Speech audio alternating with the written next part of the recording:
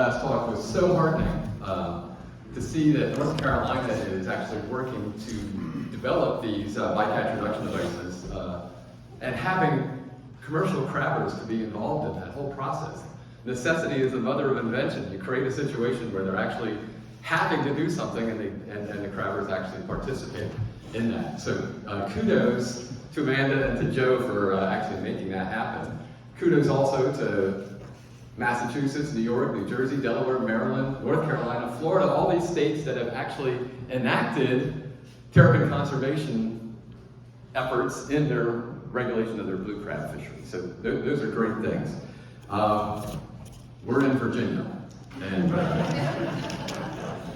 we don't have anything like that. Any issues associated with conservation of turtles is strictly voluntary.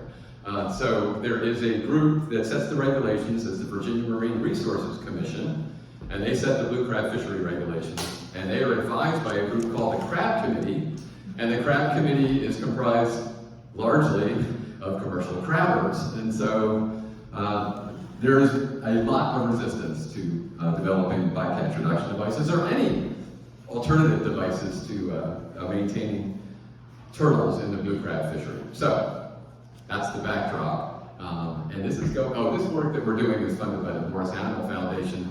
And this is an old man rant that I'm going to give you, and it's sort of a cross between Lin-Manuel Miranda and Dr. Seuss. So here we go. In Virginia's Commonwealth, we fret about our turtles' health, and so my colleagues and myself are working to assist. Terps get trapped in commercial pots. How many drown when they are caught? No one knows, but it's a lot, which makes us freaking pissed. For generations, folks continued drowning turtles in Virginia, and currently it's not a sin to crab without the BRDs.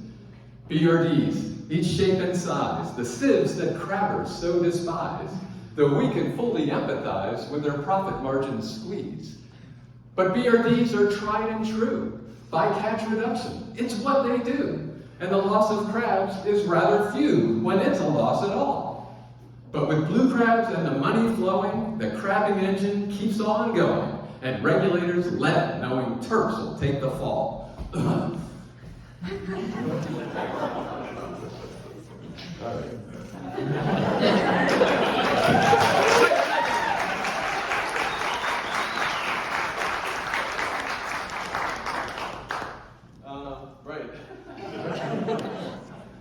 Anyway, so we're looking at different ways to look at this. We could maintain the current funnel shape.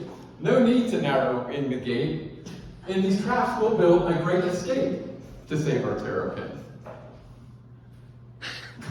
We'll build a hatch that opens wide to free the turtle stuck inside, but one that blue crabs won't abide. The target species stays.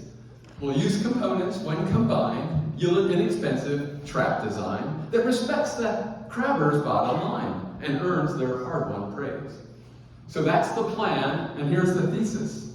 An escape hatch fashioned from these pieces might enable terp releases and preserve the blue crab take. But hatches, hinges, doors, and levers, turns out our turtles aren't real clever. They pushed, they pulled, but they could never make them operate. 12 prototypes, ideas so fertile, in our trials were hopeless hurdles. No way out for our poor trapped turtles. Back to the drawing board. Our design's now simple, hardly drastic, an opening covered with elastic.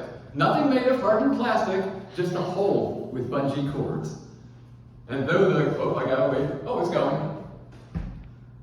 And though the cords restrict the clearance, our terrapin shows perseverance. And, like Donald Trump's next court appearance, he'll somehow wiggle free.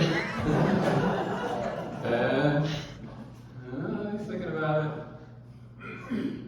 And okay, fine. You made it,